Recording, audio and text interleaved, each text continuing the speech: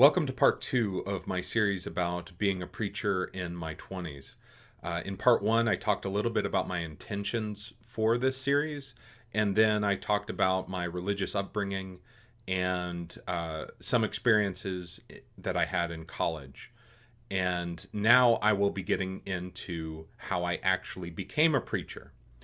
Now, to start off, I think I need to do a little bit of background information. For most people from other denominations, the word preacher and pastor are interchangeable, because the person who goes up into the pulpit and preaches and is kind of the face of the congregation and does the weddings and the funerals and goes and visits the sick and goes and visits various members in the congregation and has Bible studies potentially with other people. And that's usually seen as the pastor in a lot of other churches. In the churches of Christ, now without trying to get into a big Bible study and describe all the reasons why, the churches of Christ separates the preacher, the role of the preacher, from that of the pastor. So the preacher still does, and in many cases is expected to do all of those things that I just mentioned. I did all of those things, but I wasn't called the pastor. And the pastor, now in an English context, especially a modern English context where we're far from farm life, at least most of us, might not even know what a pastor is. It might just be this religious term that we all use to describe that person who is the face of a congregation. But the term pastor, all it means is shepherd. And it's used in the New Testament to describe an office that is held by a leader within a congregation. And there are a few places, and most notably, if I think about it, I think it's in 2 Peter, although it's one of the Peters, where Peter uses that term and uses it with some other terms that you might be familiar with within the Bible, the term elder, or sometimes that's translated as bishop, and the term overseer, which is sometimes translated as presbyter. And especially in Peter makes or uses all three of those terms to describe the same person. So pastor, bishop, presbyter, or shepherd, elder, overseer are all one office, at least if you take that in Peter to mean that. And then there are other places in the New Testament, specifically in 1st and 2nd Timothy and Titus, which are often called the pastoral epistles, that talk about, among other things, qualifications for elders within each particular congregation. And then you put that together with Acts that has elders seen as leaders within specific congregations. In the churches of Christ, we put that all together and say, well, it's actually the elders who are to have the spiritual authority of the entire congregation, and those are also known as the pastors or the shepherds or the overseers or the presbyters. And within the churches of Christ, all of those terms would be seen as the same office. And so it's not necessarily the same as the preacher. That's going to get a little bit complicated in this story that I'm about to tell, because it gets a little bit more complicated than that. But I wanted to start off with that is just, and within the churches of Christ, the typical term that is used is elder. Although we don't necessarily see a problem with using the term bishop or pastor. I think mostly we tend to avoid those within the churches of Christ, within those between ourselves, just so that it's not necessarily confused with, bishop seems to be more of a Catholic kind of term, and pastor, as I said, has its own cultural baggage within our culture. And so I think mostly to avoid confusion with other people and other denominations and other groups, we tend to stick with the term elder. But in the churches of Christ, it's the elders who we tend to consider as our pastors in an individual congregation, and not necessarily the preacher.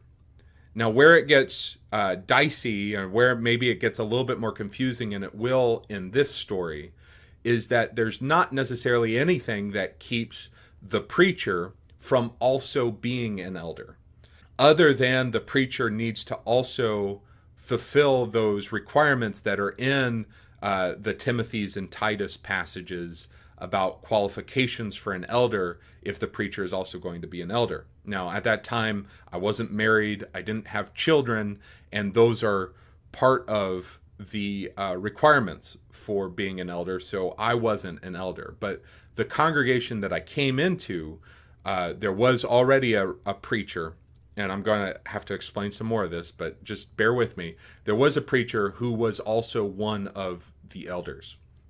That will be important later, but hopefully that made a little bit of sense. I just want to make sure that everybody is following and not necessarily getting confused by some of the terminology. So that's why I will say I was a preacher. I wasn't a pastor, but if that is what you assume, like if that's the context that you came into, I did pretty much all of the same things that you might associate with a pastor in another context. Okay, so to bring in a little bit about what I talked about in part one, the churches of Christ don't have any denominational structure. So there isn't any government above each individual congregation. And each congregation is seen as autonomous within itself. So there is no higher earthly authority in the churches of Christ than the elders in each individual congregation. Now, this also poses some interesting things that is going to get into how does one become a preacher within this church structure. Because typically within other kinds of denominational structures, it is the denomination itself that sets pretty much the rules for ordination to perform various acts of office within a church setting. So in another context, somebody would go to seminary, they would get the necessary degrees, they would be in good standing within their denomination. The denomination would ordain them as a pastor or as whatever it is that it ordains them in, and then the denomination in many cases would then place them where the denomination needed them, and that can get, that's an oversimplification and definitely doesn't cover all denominations, but that's how, as far as I know, how it works in a lot of other places. Now, in the churches of Christ, there isn't necessarily this requirement for a seminary degree. And I would say most preachers within the churches of Christ do not have seminary degrees. At least it's not required for them to be ordained. And in the churches of Christ, we don't really use that language of ordination other than to satisfy other people, like satisfy the government who wants to make sure that that preachers or pastors or other people are acting within a a legitimate religious structure. So we tend to see ordination as something that's almost like common law, like the very fact that the congregation is has selected you and is paying you and is trusting you as part of as basically a de facto ordination that happens within the churches of Christ. And most preachers within the churches of Christ don't have a seminary degree. They're often self-taught. They're often it's not necessarily that they don't have the knowledge or the skills to be preachers, but they're not required to have that degree, and so most don't. I think the preachers within the churches of Christ that have seminary degrees or the equivalent thereof tend to have those. Those are the people that also want to teach in like a university setting or want to do serious religious study or write papers or do those other things. So the need for a degree isn't as great within the churches of Christ as it is in other denominations. But then there's this problem that then arises is how then do young people become qualified to fill those roles if you're not relying upon a seminary degree to kind of ensure that they've taken the proper courses and that they've done a lot of the preparatory work for actual work within a congregation and within a church setting. Then the way that a lot of churches then address this problem, and not all of the churches do this, but a lot of churches do this that I'm aware of, to address this problem is then to engage in what essentially is an apprenticing program. Is that churches that want to help build up the next generation of preachers will then provide programs in which young men who have the desire to preach or who want to at least see if that's what they want to do. It's not necessarily standardized in how these apprenticeship relationships work, but oftentimes there's like an older, more experienced preacher that has this desire to pass on knowledge and just basically on the clock training to a younger man and kind of lead him through. And I've known churches that do this as like a summer program, or they'll do it as like 6 months or a year or 2 years or something like that. Or sometimes they'll just take on the younger man as a second preacher and just and just kind of like bear with him for the first few years as he kind of gains his footing and under the tutelage of a more older, more experienced preacher, helping them along.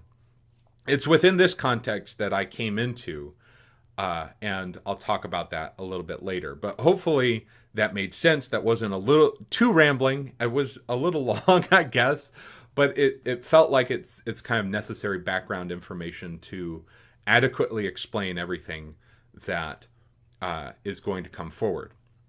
So, as I said, I graduated from college with a political science degree and a minor in religious studies. And in college, I had taken a few different classes at the church that I was attending in sermon preparation, and I had taught classes and I had preached a couple of sermons as I had opportunity in the congregation that I was at, and also at where my parents were about an hour away. But after college, shortly after college, I got a job with a nonprofit organization that was represented technology businesses within the state of North Carolina. And I was hired as This is the easiest way to explain it is I was hired as a junior lobbyist. My job was basically to interface between technology companies operating within North Carolina and the General Assembly members in North Carolina, and kind of be a liaison between those. And within the company, there was somebody who was a registered lobbyist. And basically, I did everything that I could legally do without needing to be registered as a lobbyist. So everything that was like, that only a registered lobbyist could do, I didn't do that. And that was part-time work. I worked there like 3 days a week, with the potential of it becoming a full-time work. And while I was doing that, and I was using my degree, and I've always been interested in politics and other things, and so I was very satisfied in that job, and I was glad to have that like right out of college. It was a really interesting job. It was challenging, and it was different, but it was part time, and it wasn't necessarily guaranteed to last. Although they held out that that carrot of, well, at some point maybe we will bring you on full time and make it a permanent position. In that time, I got an email forwarded to me by both my father and one of my uncles who was a preacher, because they had gotten an email from a church in Wichita, Kansas, that was looking for a young man who was looking to learn how to preach. So, as I was saying earlier about this, it was kind of an apprenticing program. They were looking for a man to come and work with the congregation and work under a more experienced preacher for the total of 1 year. And they had done this previously with a few other young men in years previous. So they were just, they had a successful program with several other men, and they were looking to just do this again. They had the budget, they had the will to do it, they had the background of successfully doing it, and I got those emails, and I remember my father said, is like, you could do this, and just try out, and you're young, you're not married, you can try it out for a year, and if it works out, great. If it doesn't, what is the problem with that? And I kind of agreed with that assessment. There were also other things going on in my life at the time. Like right before I had graduated, I had broken up with a girl that I was engaged to, and it was she wasn't living in the state of North Carolina, but at the same time, I don't know, it's just like I had these just feelings of like I just needed to get away. I also grew up in the Midwest, and so the prospect, I never lived in Wichita, Kansas, but the prospect of going back to the Midwest, going back to what felt familiar, also appealed to me at some level. And then just getting out of where I was living and what I was doing just felt like that might be a good direction to go with my life. So I applied to this position. The man who was the preacher, who is one of the people that I will change their names to, he and I will call him Bob. Bob was known to have a reputation of being a good personal evangelist. Now, if you're not familiar with that term, personal evangelism, at least I don't know if other denominations or other people use that term, but in the Churches of Christ, we use that to mean like a person who is good at like one-to-one Bible studies, especially with the those who are not Christians. So somebody who's good at sitting across from somebody at like a kitchen table or at a coffee place or something, and then leading them to a belief in Jesus Christ and being an evangelist that way. So he had this reputation for being a good personal evangelist or personal worker. And so that seemed to me to be a positive as well. Within the churches of Christ, it's a very evangelistic in terms of wanting to make and create converts to the religion and bring them into the church. And so that's seen as a very positive thing. And so at the time I thought, well, that's if I'm going to be a preacher, that's what I want to do. That's what I want to be able to do. And so if I want to do that, taking an opportunity to learn from somebody who's professed to be really good at it would be a positive thing. Like that would be the best possible outcome. So I applied. At some point, I had like a phone interview with the elders. Now, Bob, who was the preacher, was also one of the elders. And then there were two other elders as well. And so I had a phone interview where I believe all three of them were there, and they asked me about my background and about various kinds of things. And then a little bit later, they got back to me and they said that I was one of the last couple of men that had applied that they were thinking about, and they agreed to fly me out to Wichita to meet the congregation, to talk to them more further, to have like another in-person interview, but then also kind of have a congregational interview where I would teach a class and then preach 2 sermons. This is also maybe a quirk of the Churches of Christ, but I think other churches might have some of these things as well. A tradition that is in a lot of churches, not all of them, is that there's usually a morning Sunday service and an evening Sunday service, of which really all members are kind of expected to attend. As long as they're able. So it's not a pick which one is more convenient. It's really we really expect you to come to both. Not every member does. And what it ends up turning out to be is like, the more committed members are at the evening service, whereas most members are in the Sunday morning service. So what that means also is that there is an expectation of having a different sermon in the Sunday morning service from the Sunday evening service. And so if there's only one preacher, that means the typical Church of Christ preacher is preaching 2 sermons per week, 2 different sermons per week on a Sunday. Now, this isn't always the same. Some churches have gone to only a single service, and some offer multiple services in a way of like, we hope that you make one, and then the preacher preaches the same sermon at each service.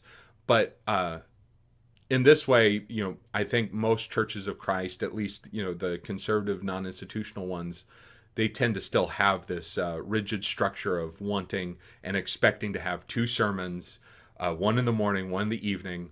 And then also, typically, there's a Bible class somewhere in there as well.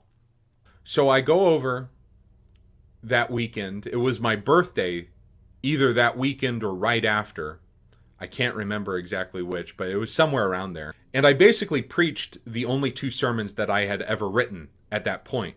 And for the Bible class, which was like a one-off Bible class, which is like the hardest thing to do. Oftentimes, Bible classes are structured in like they're in quarters or something like that, and it's hard to do like a one-off Bible study. And so what I did was I taught a lesson that I had seen my father teach a couple of times, and I used that as my Bible class.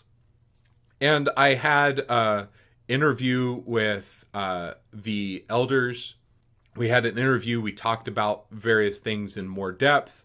I went back to Raleigh, and I didn't hear from them for about a month. So then this comes to a particular week in May. On Monday, I go into work, and my boss calls me into her office. So she brings me into her office, and she tells me that they're going to be changing my job. And the implication that she gives me is that they are most likely going to elevate me to full-time work and full-time status at this job. That's on Monday. And she tells me that they're going to make their decision on Friday. And they're going to tell me what the decision is, but it's telegraphed, at least it seemed to me, telegraphed pretty strongly that they were going to bring me into full-time work. On Tuesday, I got an email from the congregation asking me to accept the position as this preacher in training for a year. The terms is for a year. And so on Tuesday through Thursday, I spent a whole lot of time thinking about, well, what do I want to do?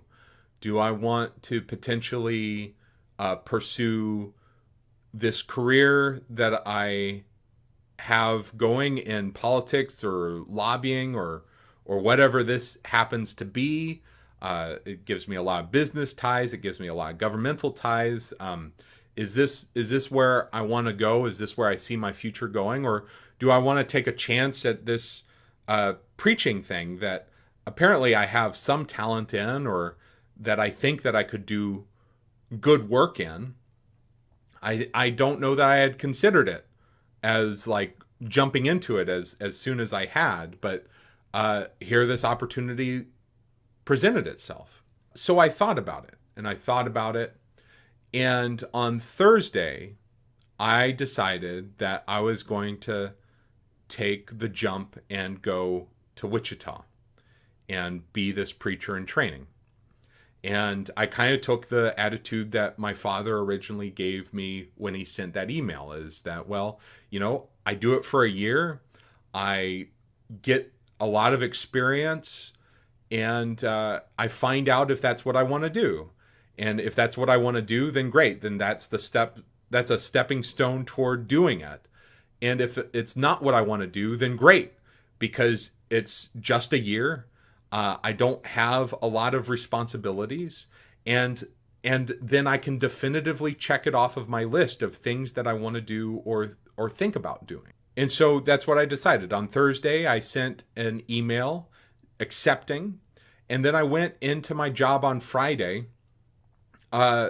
basically thinking, oh no, like I've got to explain that actually I've got to reject their offer. Near the end of the day on Friday, my boss calls me back into her office, and then there's she's the president, then there's the vice president. She brings the vice president in, and she tells me that they've decided to let me go and to end the job that I was working completely. And I was just sitting there. I was just smiling because I thought I was going to have to give them the bad news that I was going to reject their full-time offer. And it was a lot easier. They said that my job was ending. And I think the president brought the vice president in to help her learn to deal with distraught people learning that they've just lost their job. And I'm sitting there and I'm perfectly fine. And I think they were both a little bit weirded out by that. And they said, are you okay?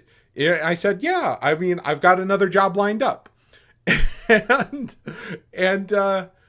it kind of worked out that way. And it was weird, and it was serendipitous in a way. In some way, I made my decision before my decision was forced upon me. But I think that was a better thing. I don't think it would have been nearly as good to find out that I was fired, and then I took that as kind of like a second best, or as a runner-up. I had chosen which way I wanted to go, and it worked out that way. In fact, the other door completely closed, kind of saying that I made the right choice. Life is like that, I guess. You make choices, you go down that path, and it is what it is. So not to belabor this too much longer, after I accepted, my start date was determined to be at the beginning of June. So this was, I think, sometime mid-May, or maybe it was early May or something like that. And so basically I had a month, and I basically packed up everything I owned into my car and into a little moving pod. And I drove over to Wichita, Kansas, and to start my year of preacher training. And I think that's where I will end this part. And in part 3, we'll actually get into some of the meat that I know that a lot of you are champing at the bit to hear, the juicy details. And I guess as a way to promote it, man, there's going to be some juicy details coming up in part 3. Until then, I just want to thank you for listening. I hope it wasn't too confusing, wasn't too dense. I hope as we go through this, some of the background information that I've given is going to be helpful in understanding what comes later. As always, if something isn't clear, if you have questions, let me know in the comments, or send me an email or anything like that. And until next time, I love you, and God bless you. I'll talk to you next time. Bye.